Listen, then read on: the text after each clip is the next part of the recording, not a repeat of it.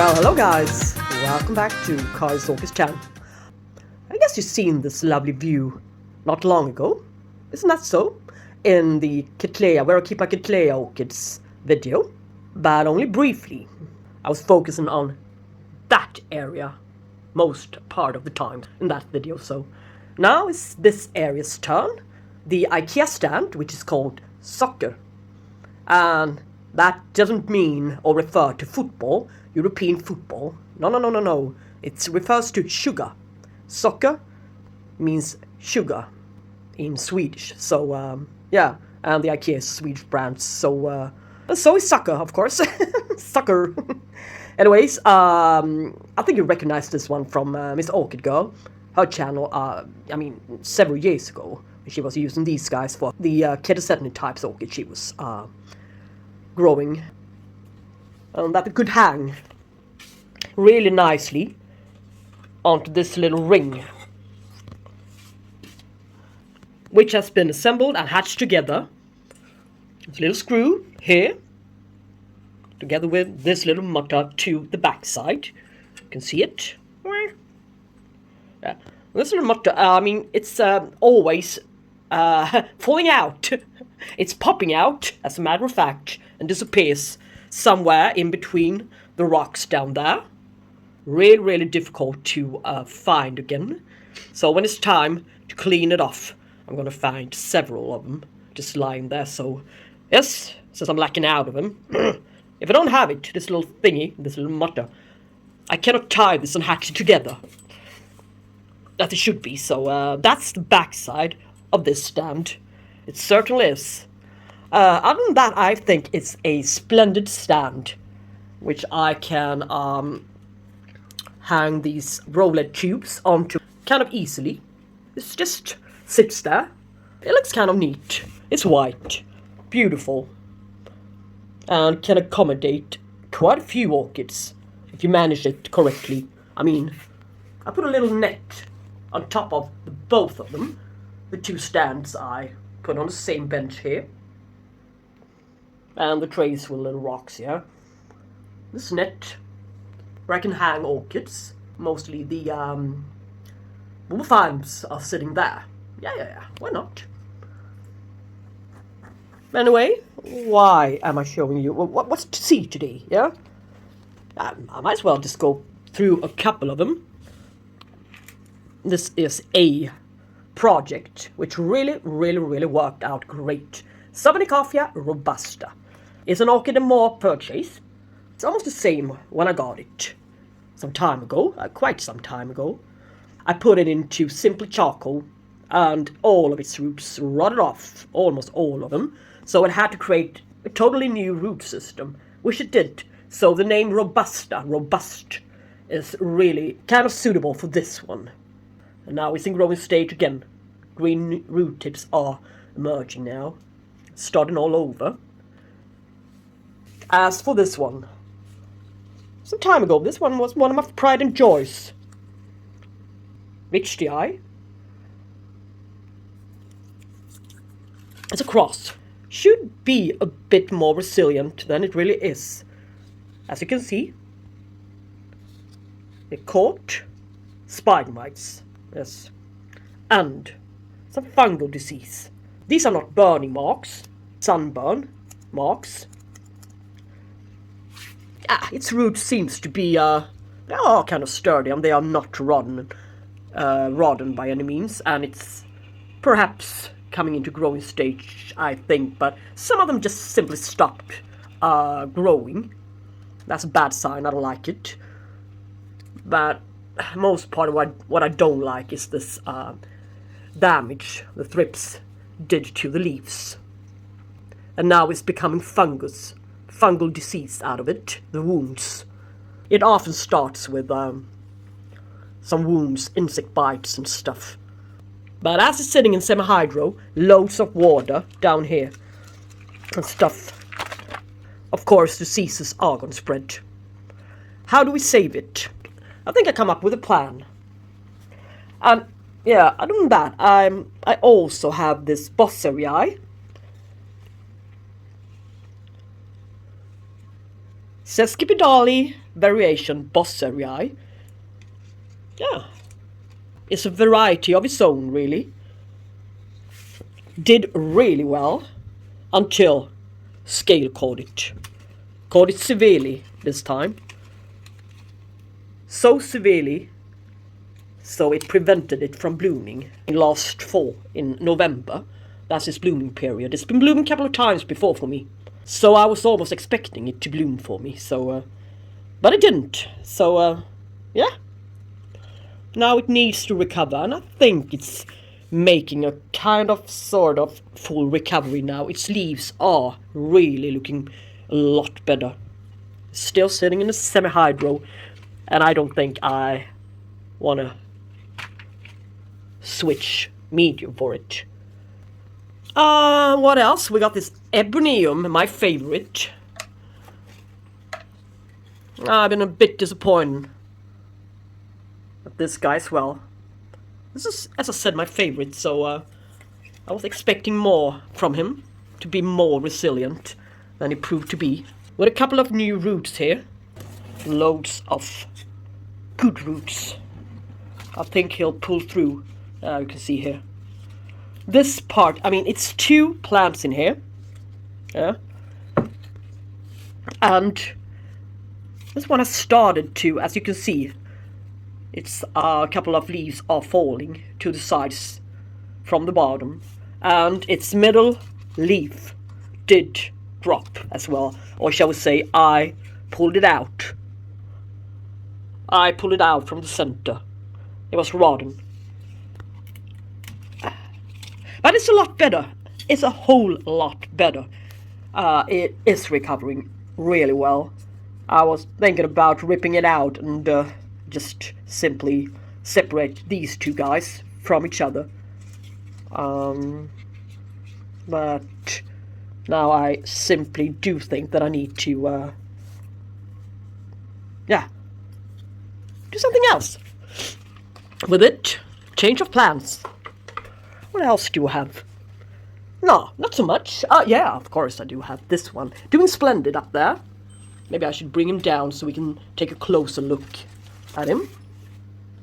This one is a more resilient and better plant. And a bit away from where the roddening was going on in that stand. So maybe it managed simply because of that, its location. Angraecum, Crestwood. Really a cross as well. But it's doing extremely well. And it's growing like weeds, as I say. It really is. It's this size when I got it, I think. There's another little plant coming out here. Little cakey. But it caught spider mites, of course. But yeah, we're going to deal with that one as well. But it's not so bad. And it's semi-hydro, I think. It may remain in there, but it shall be treated in a very special way. Soon going to reveal how and what I'm going to do with it. Yeah, good roots. Still, if this one can do it, adapt into this wet conditions, so to speak, Ilike. The other ones should have been able to adapt as well. So it's something else going on. They were doing better than today before. So, I mean, roddening, fungal disease spread amongst my collection. And I'm not certain where it came from, but I have a little problem orchid here as well. Started out with this one. This Vandacostylis gigantea peach orange from Orchid Garden. And at first I thought it was light here. But now, or perhaps some remaining water on the leaves, damaging the leaves. But I'm not so sure anymore. And we also do have this project, the Vandacostylis Plempit Prize. It's not an Angraecum orchid. I just thought I showed this one to you as well. It's also going through hell. This rotting leaf. I cannot save it. It's down there.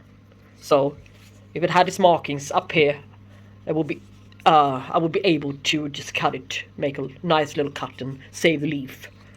And we also have this one, this leaf. This one I can save, potentially save here. This is not due to the light tubes either. I even switched it off. Doesn't matter. But I stopped the fungal from spreading, the rotting from spreading, by putting a bit of cinnamon to it.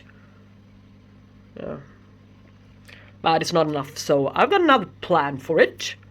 So let's go and move into my kitchen area and see what its roots looks like. May, the 7th of May, 21. So it's almost been 2 years since I got it, and what did I say about it? It's always nice with some notes. Splendid roots, but simply a small plant, not even flowering size. ... Arrived in 9 centimeter bark, and it directly got into semi-hydroponics 10 centimeter, and that's the part it's still sitting in. Okay, on the 13th of February 22, so about 1 year ago, drops leaves almost all the way down. I mean, it's been, as you saw, it's been 2 years since I got it. If this guy was aimed and meant to rot in semi-hydroponics, it would have been totally dead by now. I mean, long time ago. So it's not that the Angraecums don't like sitting in semi-hydroponics. Why choose that kind of growing method? Because they don't like to be disturbed. They hate to get the roots disturbed. Yes, they will be really grumpy for many years. And that's not what we're after. And they are kind of, slow growers. But if we can get these guys' roots going at a faster speed, there may be a chance on survival on this one.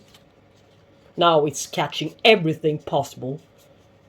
Everything can enter this guy's leaves by now. It's so fragile and susceptible on damage and viruses and scale, insects, pests of any sorts. So, with that said, what I do need to do is treat it for fungus and to strengthen and speed up its root growth. That's my idea. And I would have loved to still keep it in semi-hydro, and maybe there's still a chance on us to do so. We shall see. Alright, we need to get it out. So, yeah, it's not as bad as expected. Really, I thought all of its roots were gonna be dead. Totally dead. So, look here. I can see bad color. Of course, black. It's dry leaf, preventing a couple of new roots to emerge. Maybe we should help it. Yes.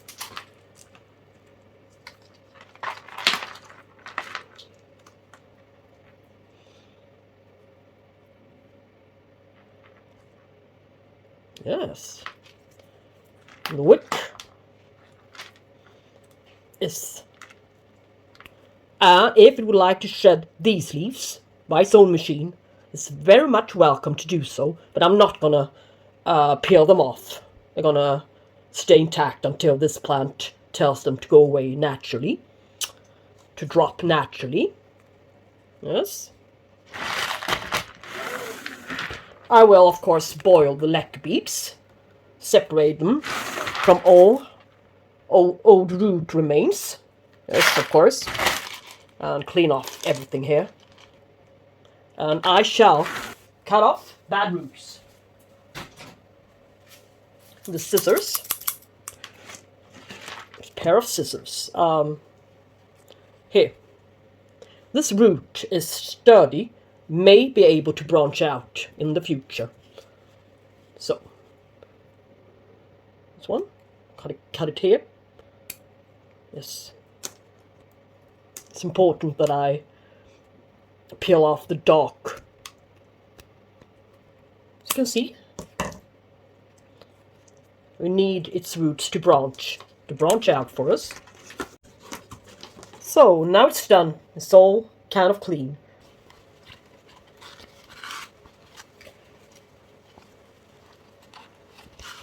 So, fresh work threw their old one away. Yes. Leca boiling, leca charcoal and gravel boiling on the stove. A couple of minutes. And what did I come up with? What a solution do I have for this one? Yeah? Turmeric. What do you say? Why? Yeah. It's for its disinfective properties. Turmeric. Regular one straight from the shelf from the grocery store. And 1 heaped teaspoon of it into the water. Just a little bit more. Heaped teaspoon. It's alright, yeah, just a little bit. And mix it together.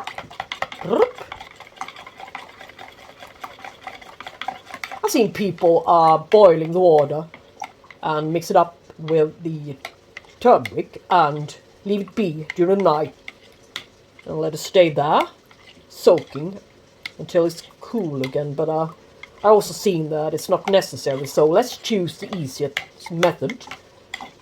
If it's just as great, why overdo stuff? This should be sustainable for you to cope with easily, otherwise you won't do it. Yeah, you can pour it through a filter, regular coffee filter, if you like to as well, doesn't matter.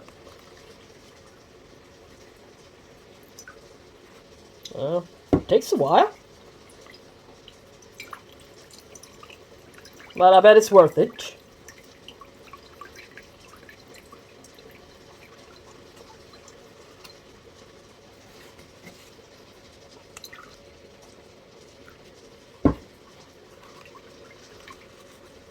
Yeah. This filtered water you can use for refreshing the leaves, disinfect the leaves, provided with nutrients from the outside.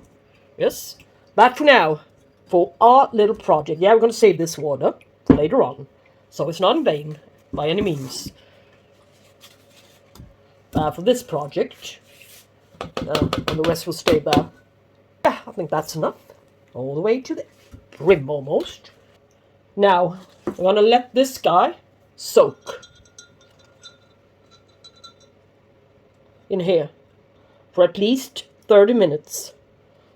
Let all of its roots soak. Yeah, almost all of them.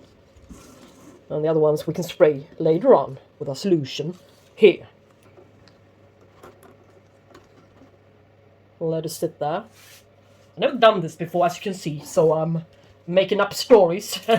No, I'm trying stuff out as I'm speaking here. Oops, as you can see. Just take it with a grain of salt, yeah? Pour the pure filtrated water into the sprayer to nourish the leaves, so we can spray it directly onto the leaves and roots as well. Maybe I can soften the old roots here a bit so they will also go down into the solution. I think it will be beneficial for them, really. I think they need it a lot so they can branch.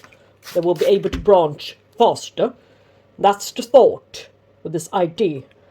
I'm not so sure that it will and shall work on this type of orchid, but I shall give it a go. But these guys, I'm gonna keep them aerial, of course, but just give it a soak, yeah? Well, while he's standing there waiting, I might as well just spray it with a solution. And don't forget the underside of the leaves. This is where the bad stuff most part of the times happens, as you can see here. So for a bit more resilience, that's what I'm after. I already sprayed it with the kind of unnatural spray, leaf gloss, so from Nelson Garden. I think this one is the best one to stop the thrip damage attack infestation. Stop it all together. It really pushes the thrips away severely, so that's a great one. But it smells badly, and it somewhat prevents, I think, sorry to say, but if too thick of a layer, it shall prevent, of course, some of its photosynthesizing, of course. So yeah, but better use this one sparsely. You know? Meanwhile, I'm taking good care of, Vandacostylis Splendid Price. Yeah, I got the blue one as well. Doesn't look anything like this, but never mind. Sitting in turmeric, water, and it's only potted up here in this clay pot in simple charcoal. It was doing so swell. I was so proud of this one's progress. Growing kind of rapidly, looking nice with its clean, lovely green leaves, lovely root growth, and yeah. But lately, as you saw, the ugly patches. Now the leaves are gone, disinfected by this turmeric spice, ground one. It's going to sit here for a while and soak. It's kind of dryish for him in the setup. Well, I'm not entirely sure right now what else to put him in. I mean, kind of keep him bare rooted, and I don't think bark would be any better. Not much better. This is one way of doing it, sealing it, the wounds with turmeric. So, soaking time is done. Now it's repotting time instead. Oh, it's kind of saturated. Good quality. Let's save this water for now. Alright, yeah. Start with a little wick. And here's the boiled liquor mixed up with charcoal. And the gravel, yay, to the bottom. Yay. Yeah. Words you never ever use, I mean, in your daily life, so, yeah. Anyway, a bit more charcoal added now. And let's start. Hope this will get its roots going. This one I'm going to keep on the outside. It's kind of used to be sitting on the outside. This one may, except being halfway down. Yes. And this one as well. It needs some hydration, I think. And these guys, I think they have a good chance now, if this works for me. And I only seen it being used on Phalaenopsis before, but of course, why not? I think it shall work. This one as well. Angraecum. Well, repotted. Nothing new. You've seen it all before. The aerial roots, partially down. It's not so humid here, moist, so they well cope without rotting. These guys should be adapted well. I think they are sturdier than we think. So maybe just put him here and see if he branches out down there. Yeah, could be an idea. And I would like this little, the base here, not to be too far down, too deep down. Now when it's such a severely damaged. Now, are we ready? Are we done? Yeah, a little tag. Yeah. What do we want to do? Straighten him out by placing this steak, fresh steak, new one, barbecue stick, as a matter of fact, just to keep him upright and in place, look better. These are, I mean, actual wounds, but these are maybe fungal spots. So, toothpaste, doesn't matter which brand, widening or not. Just add it on to it to stop this rodening.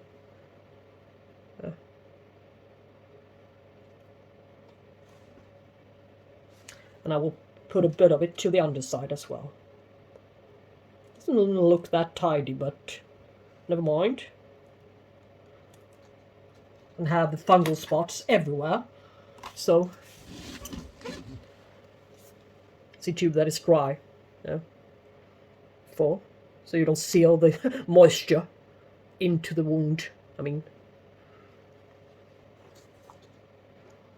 so let us see.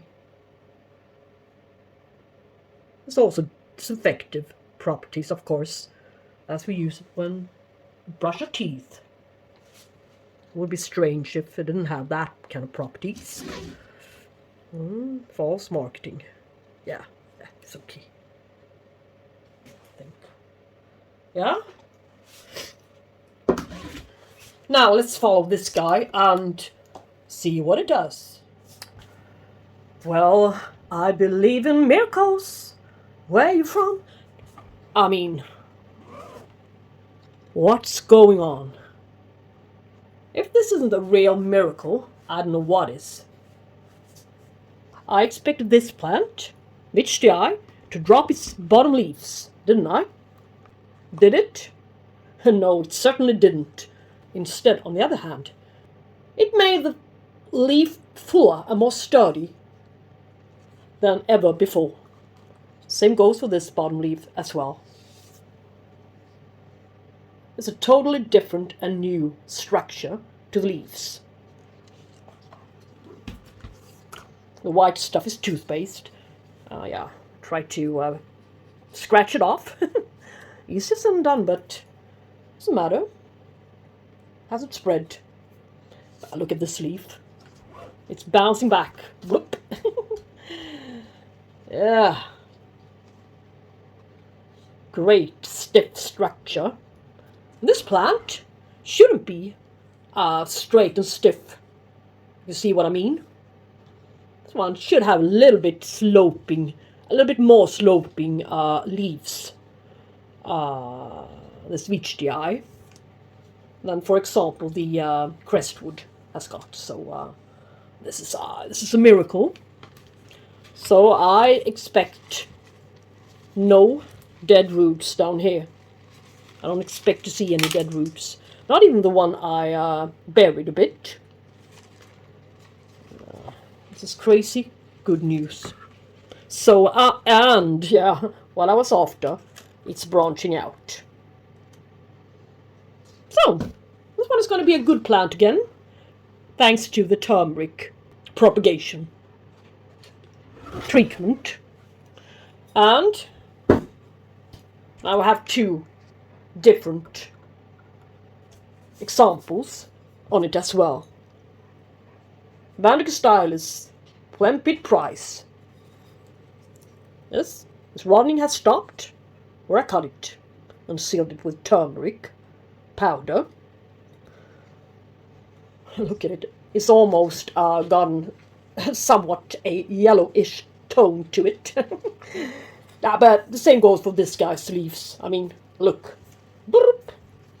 Really sturdy. It's a totally different plant. Only 15 days later. So, it's a 15 days later update on the two guys. So, yeah, I shouldn't complain. It was the best method I ever tried. But the banana peel treatment Wasn't so bad either, as you can see. Look at his leaves. So, natural ingredients, ecological stuff. Yeah, not so bad after all. So let's just skip all these advanced, chemical, expensive treatment sprays and fertilizer and enhancing products, shall we? From now on, let's use turmeric. Yes? Okay, I think that would be enough for today. But thank you guys for joining me in this project, and I'm going to try some new stuff out, of course, in the future. I think it's fun. Some more natural stuff. Goodly good. Thank you all for watching. Hope you will return. Bye-bye. Take care. Yay!